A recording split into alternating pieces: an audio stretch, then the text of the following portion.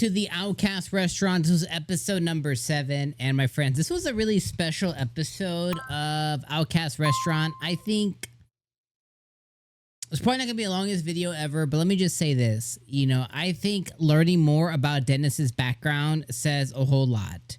I kind of wish, I kind of wish they didn't make him a orphan that was found on the streets type deal. And what's weird about that is the lady who finds him, right? Like he goes in and this lady drops a wallet with a ton of money. And younger him is, shaking on the street. It's rainy, whatever else. He finds it and he runs after her and he returns it to her. He doesn't take any money from it, nothing. And by looking at him, she's very surprised. And out of the good nature of her heart, she ends up taking Dennis in, getting him under her wing, teaching him magic and skills and how to cook. And basically who he is in his adult life is all because of this woman who you have to imagine he thinks of as his mother. Now, the interesting part of that is his eyes are a very particular shade or hue of purple. And the lady who took him in from the Black family, which is a renowned restaurant, eatery, cooking, whatever. They're a renowned food family. They share eye color of the same eye, which I find interesting. So it kind of makes me think like, yes, this Pacific lady took him in, but it kind of makes me think, and maybe we'll get more into that as the show progresses, but it kind of makes me think that he has more ties, like he's actually blood related to his family, more so than he just happened to be found on the streets. That would probably indicate as to why he probably took to their skills and methods. And because if anybody could just be taught what they know that's specific to that family, then anybody would kind of do it. But it seems like they keep it in the family, and he's one of them, essentially. He's Dennis Black. Now, what's interesting about that, too, is I think it was last episode when they were in the Capitol, there was a man with a girl attendant, and that person looked very much like Dennis does.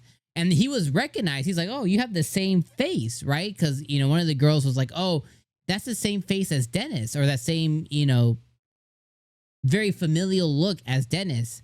So how could somebody else look like Dennis? It's either he's some kind of, I don't even want to speculate, but how could he not be family and look, you know what I mean? It's very weird there. So maybe we'll get more of that, but just kind of getting his backstory I thought was pretty special on, how he got into the family, the pranks he would play, the kind of kid that he was, and how he kind of learned his skills and all this other stuff. And based on that narrative that was spun up, I was so surprised then if we go back in time to why he didn't go and visit his mom. Now, maybe she's not around anymore or something of that nature. I don't really know, but you would think that he would prioritize this lady who put him first, like a child, like her own child. So I thought that was a really cool thing. Again, not a fan of why did he have to be like, couldn't he just be from that family and be a little more eccentric? Did he really have to be an orphan? I don't know. I guess you guys can tell me how you guys feel about that. But not my favorite narrative, but is what it is. And it makes sense on why he took to Atelier the way that he did. It's because that reminded him of himself as a younger kid. He wanted to give back in that same form as he was, he wanted to give that same nurturing, ability or thing to somebody else because it was given to him, kind of like how you get something and pass it on to the next person, or, instead of like repaying goodwill, you pay it to the next person. So that does give us more color there on the why, but, is what it is there.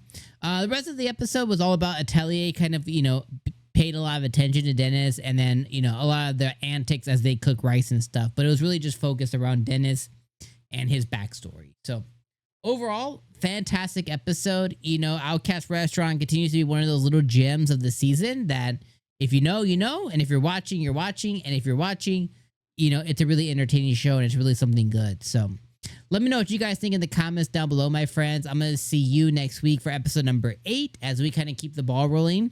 As a reminder, there's 12 episodes this season, so we have about 5 more weeks of Outcast Restaurant. And it's crazy to think about that, but hey, 5 more episodes. All right, friends. Peace out.